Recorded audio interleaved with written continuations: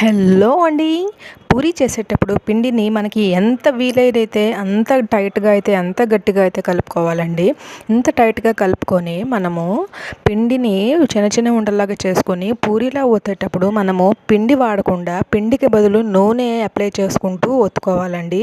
ఇలా అప్లై చేసుకుంటూ ఉంటే మనకి నూనెలో డీప్ ఫ్రై చేసినప్పుడు నూనెలోని పిండి ఎక్స్ట్రా పిండి మనము ఒత్తుకునేటప్పుడు వాడిన పిండి మనకి నూనెలోకి వచ్చి నూనె పాడవకుండా ఉంటుంది ఇలా ఆయిల్ వాడడం వలన. ఇలా చేసుకోవడం వల్ల మనం ఎంత టైట్గా గట్టిగా కలుపుకోవడం వల్ల ప్రతి ఒక్క పూరి కూడా చక్కగా పొంగుతుందండి. నేను ఇంకా పిండి కలిపేటప్పుడు ఇంకా మరి ఏది యాడ్ చేయలేదండి. చూడండి, మనము ఆయిల్ కూడా వేడెక్కిన వెంటనే వేయంగానే ఇలా ప్రతి ఒక్క పూరి అయితే ఇలా పొంగుతుందండి. అప్పుడు మీరు చేసిన పూరీలు ప్రతి ఒక్కరికి ఫేవరెట్ అయిపోతాయి. ప్రతి ఒక్క పూరి అయితే పొంగుతుంది. చూడండి, వీడియోలో చూపించినట్టుగా నేను చేసిన అన్ని పూరీలు ఇలాగే పొంగుతాయండి. ఎప్పుడు చేసినా కూడా చక్కగా ఇలా చేసుకొని